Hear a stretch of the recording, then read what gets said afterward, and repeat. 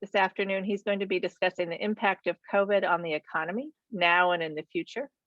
Dr. Witzer has been featured in several publications and podcasts in the past year discussing this very timely subject. So he's going to share a few snippets with you today. I'd also like to introduce Neil Hu, a second year university scholar majoring in mathematics and economics. And Neil is also a member of my Student Advisory Council, which has been invaluable over the past year, giving me insights into how COVID is affecting the student experience. So with that, I will turn it over to Dr. Witzer, who will give you his presentation. Thank you. Well, lovely. Thanks very much for letting me bend your ear for a little bit. So I am going to introduce my presentation, so at Stony Brook, I teach intermediate macro, which is kind of our majors introduction to macroeconomics.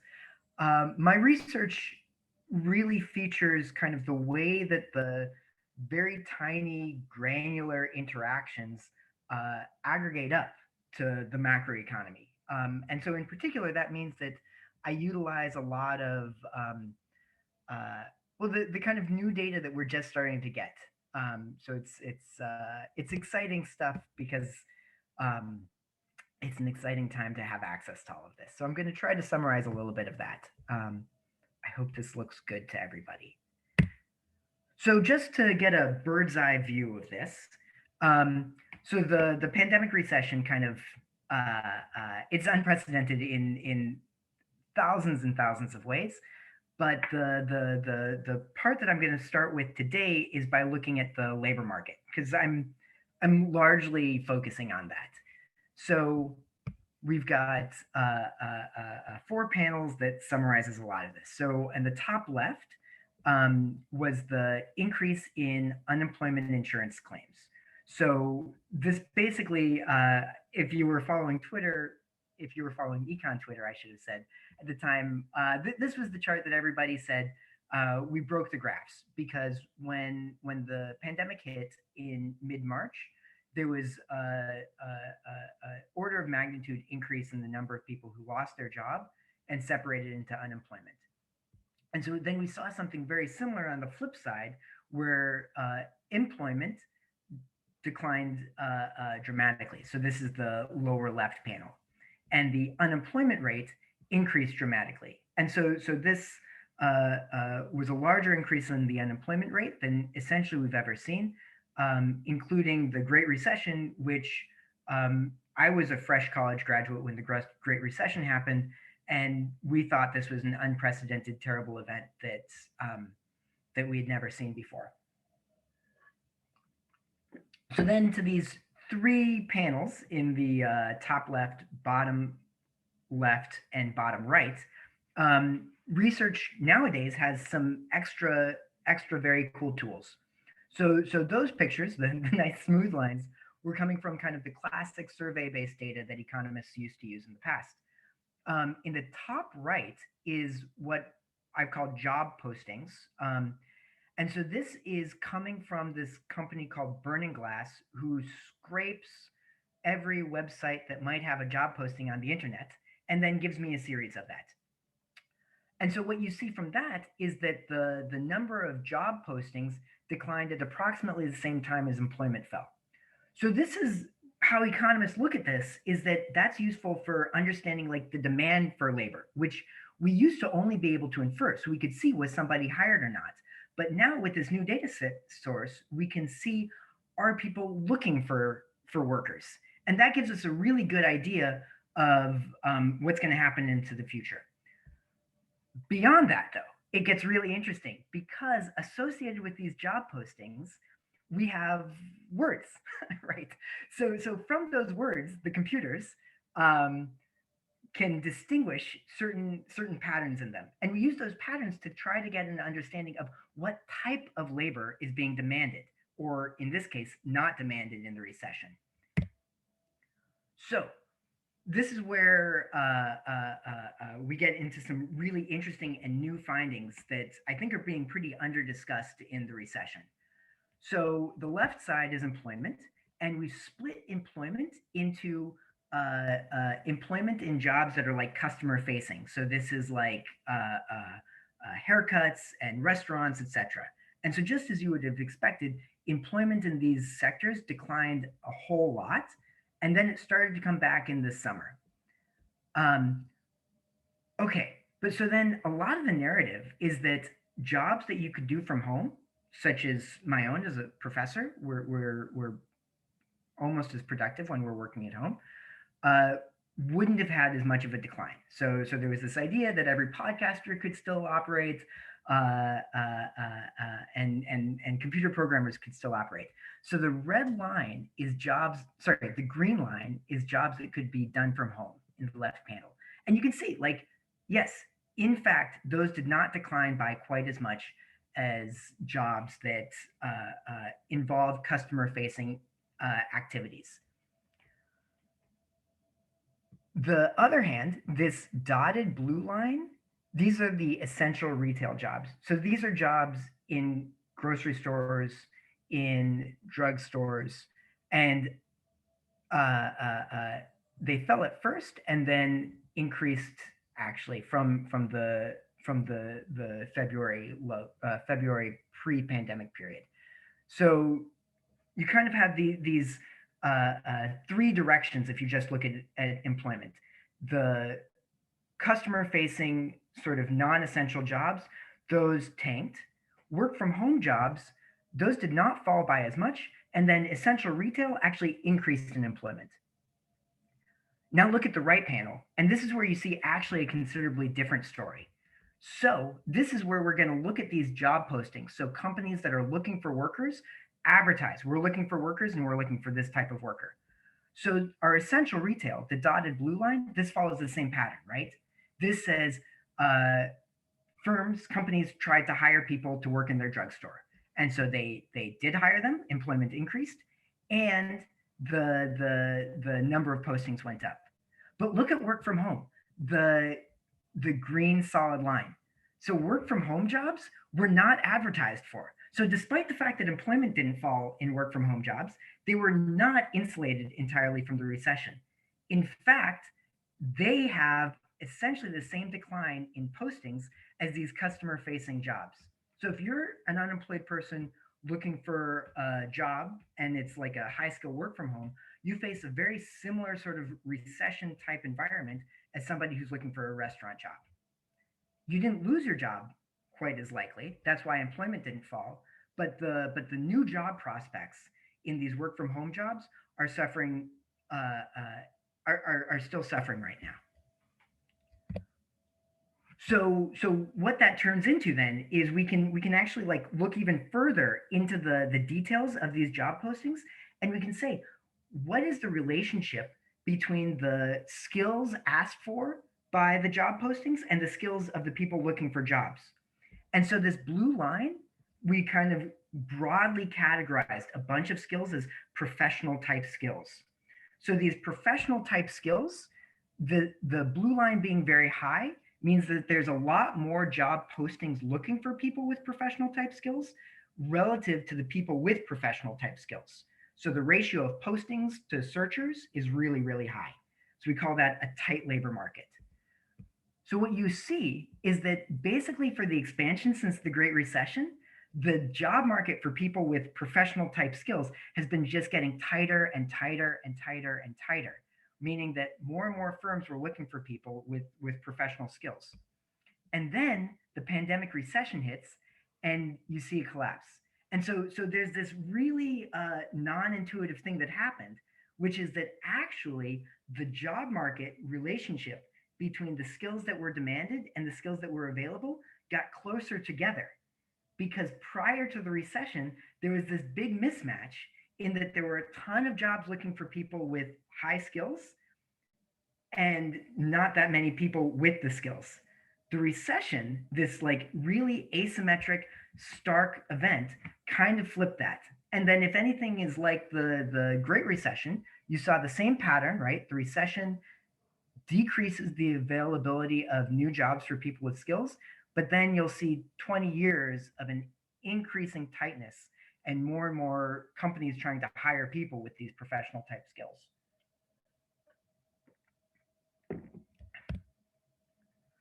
Okay, so let's take a peek under the hood at what's driving this demand for workers. So the other thing that I'm starting to do, so I should have said this is all work with some colleagues at McGill and at Rochester. So this is now work with another colleague in my own department at Stony Brook. So with that, we're looking not just at the companies that are hiring the workers and the job postings that they make, but now we're trying to measure the demand at the company. And we do that using cell phone tracking data. So a lot of newspapers are reporting on whether mobility is going up or down when lockdowns arrive. And they use cell phone tracking data. Are people moving around more or less? The really cool thing about this data is that you can not only track do they move, but you can track where they go to. And so if more or less cell phones are arriving at the businesses, then you can make some inference on what type of demand the businesses are having. So what we do here, the kind of lighter red line are essential retail shops, and then the darker red line are non-essential retail shops in New York City. So in New York City, you had this really sharp decline in foot traffic to the establishments. And then it starts gradually rising through the summer. And then just like we saw earlier, right, that hiring for essential retail kind of stayed high. So drugstores and grocery stores still hired people.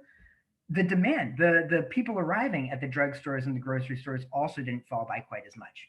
So this new data source using essentially found data, right? Cell phones were following you anyway, allows us to link the demand that shows up at the door of the firm to the kind of hiring practices of the firm, and then how that affects workers.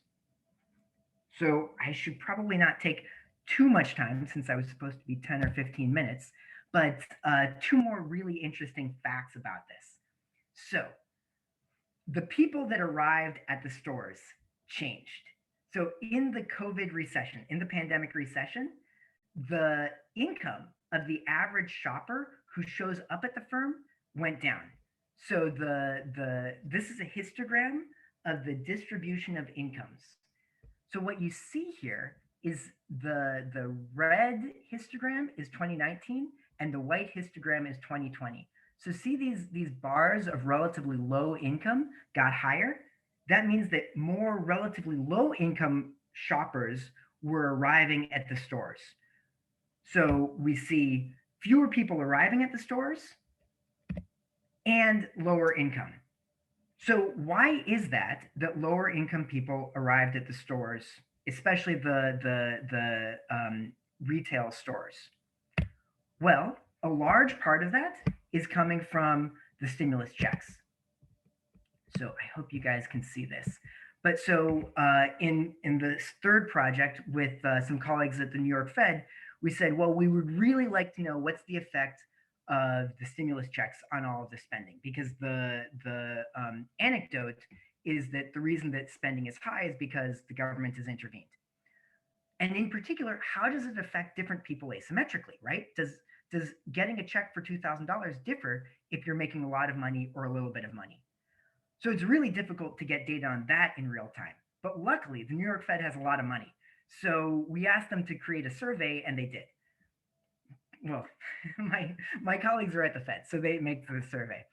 So now what we can see, so we have households where their income is less than $40,000, between $40,000 and $75,000, and greater than $75,000.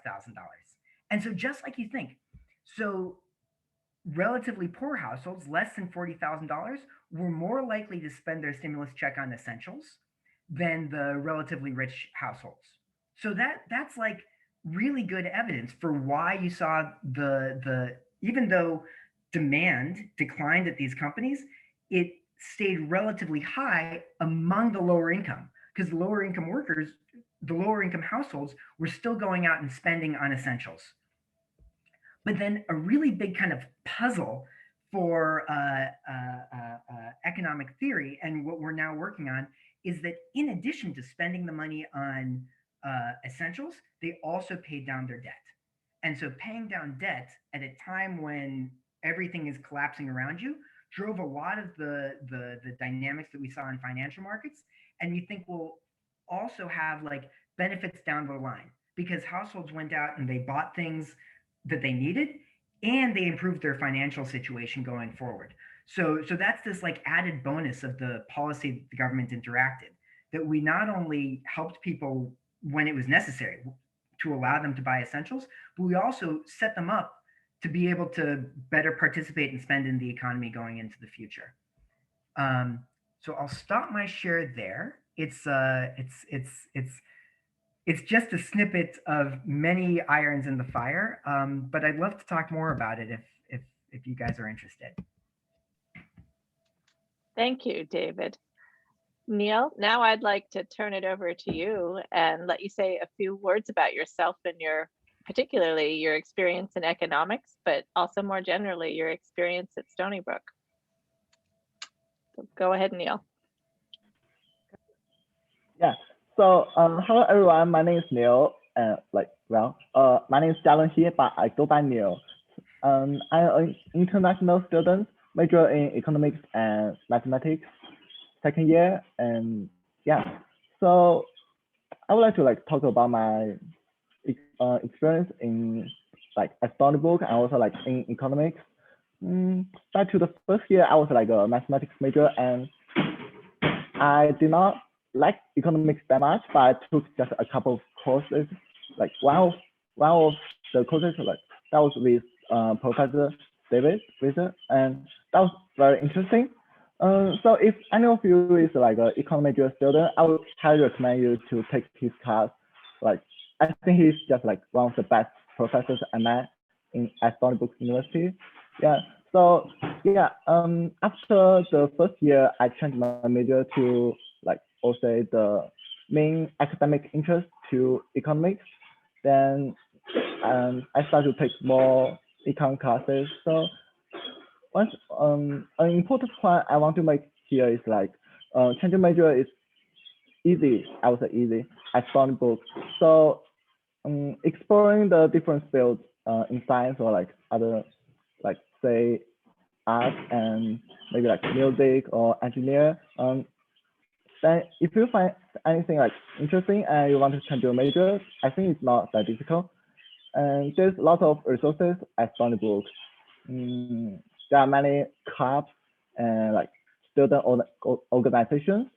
I'm a member of the mathematics club and the Go club and also the Kindle club. It's the Japanese activity where people fight with blades with each other. So that was very interesting to me. And if you have any questions, just ask in the chat box, and I will speak from my perspective.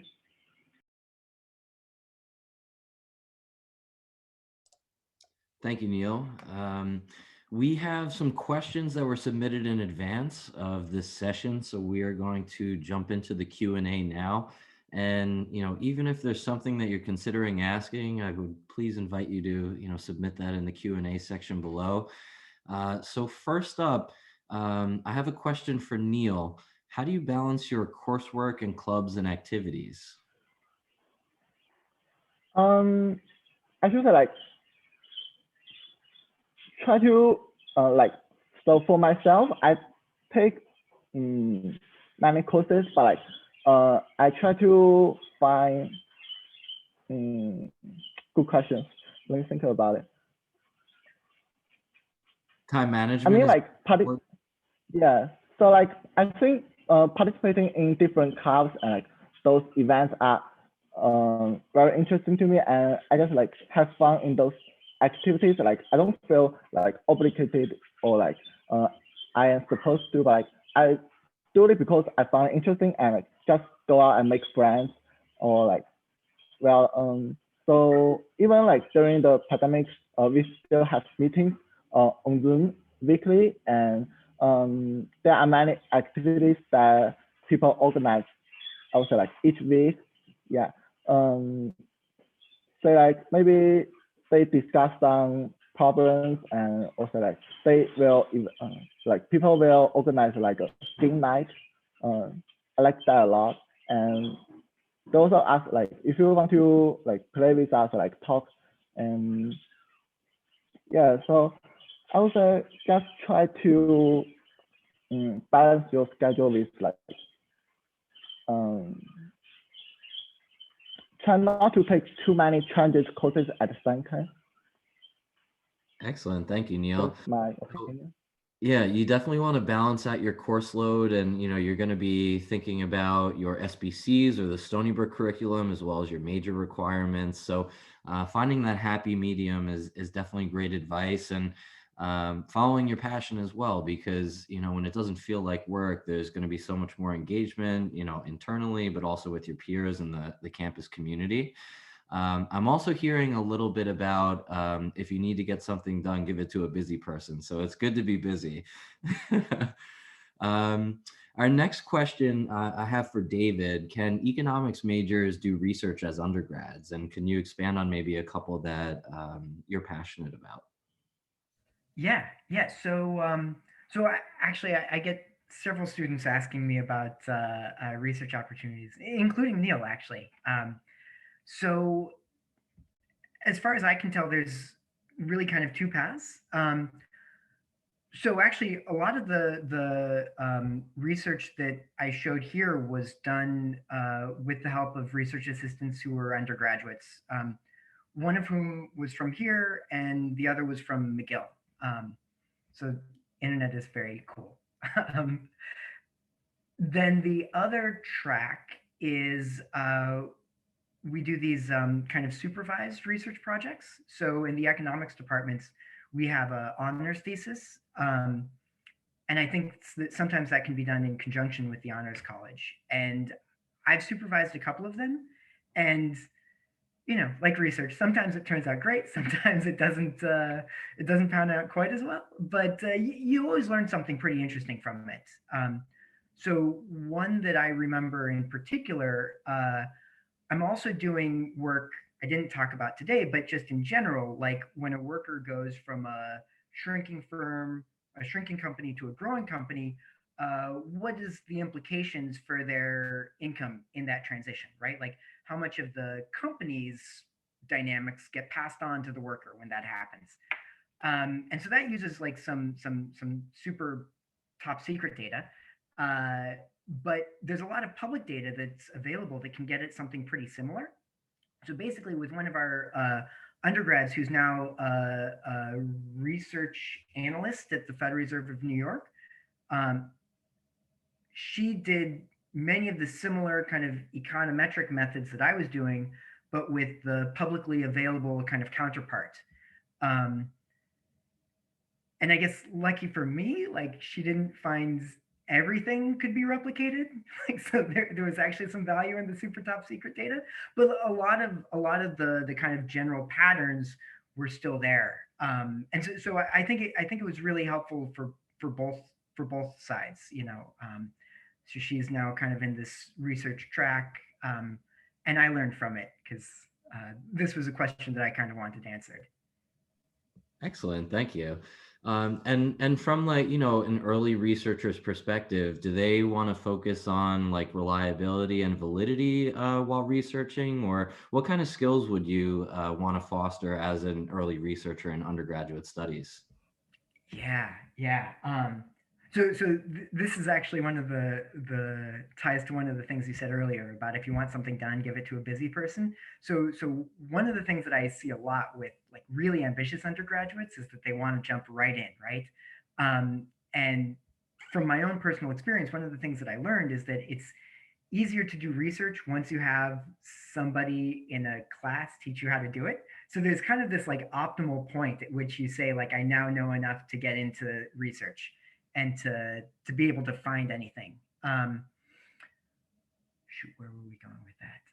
Okay, so the things to kind of bring into a research career, the basic kind of econometric tools, like how we work with data. Maybe 20 years ago, you could have just had some ideas and stared at your belly button. But now, like, the ability to methodically and systematically deal with statistics and data is exceptionally important.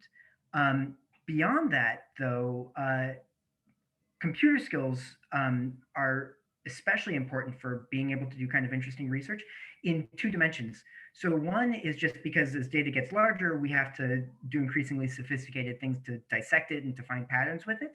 But then the other thing is that, you know, the way that economists work is a little bit different than other sciences, which is that we're either inductive or deductive, in that we start with a theory, and then you test the theory against data, rather than the other way around of having the data kind of directly inform what might be the possibility of the theory.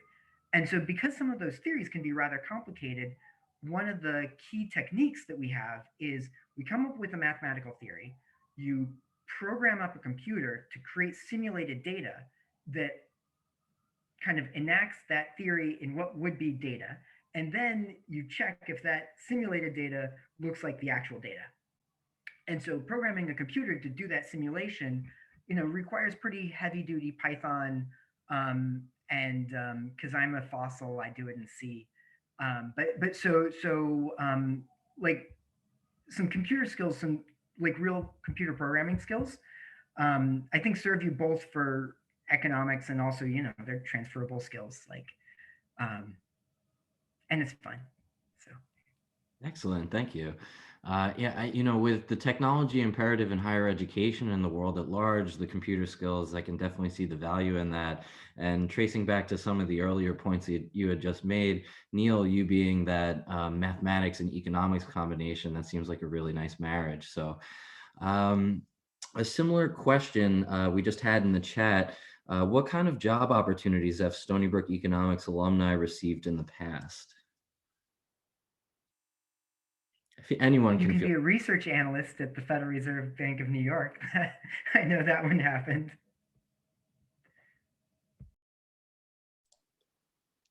I mean, I think there are a lot of data analytics jobs out there in all different industries. Of course, you know, the big one that everybody talks about now is in social media, but some of David's labor data, think about that from the perspective of a retail organization trying to understand products and what type of products to put out there. There's, because of, you know, everything comes back, I think we've heard from David over and over, back to the data that you have access to and how do you analyze it. And those data are in all different industries. And that's where economists land, is in all different industries. You know, the big national level research is at the Federal Reserve banks, which are very large research organizations that help set federal policy. Excellent. I would throw in also, so Amazon is a really interesting case, an example, in that they don't just have economists who are kind of trying to figure out what demand for a widget is going to be, although they do have this. They quite famously have economists kind of at all stages of the business process. So kind of doing like basically internal consulting, because a lot of the skills that one comes out with from an economics degree is like understanding processes, understanding data. And so I think the number that they have is like 400 PhD economists with masters and undergraduate level, you know, kind of in the pyramid underneath that. So like the demand for rigorous systematic thinking with numbers is like infinite. Thank you. Neil, switching back to you, do you have your eye on an ideal job or something that you're looking for after undergrad? Yeah, so I actually thinking about like doing a PhD after graduation, like graduate as a undergrad, and like maybe become a professor someday. Yeah. So like I think that experience with like helping my peers and like teaching through the through becoming a TA. I have been like a TA for the economics class and also like mathematics class. So like I think it's very important to talk with your peers, like the ideas you learn, and try to teach them. And sometimes they will ask you some questions that you don't even understand, and you have to like teach yourself. And then you learn something new that you couldn't learn from classes. And that's very important and like interesting to explore the knowledge outside of the class. Yeah, but like, yeah, I want to maybe like someday become a professor. Cool. Or So you were like at you Stony wanna Brook. Yeah. you want to solve problems for the rest of your life. It's fun. Yeah. Okay, so I'm down to my last question. So if anybody's kind of lagging behind, definitely throw that in the chat and I'll propose it to our group here. This question's for everyone. Do you have any, we have an incoming class in the fall. Do you have any summer reading recommendations or books that, can kind of jumpstart some thinking in this area of economics and how it influences our society?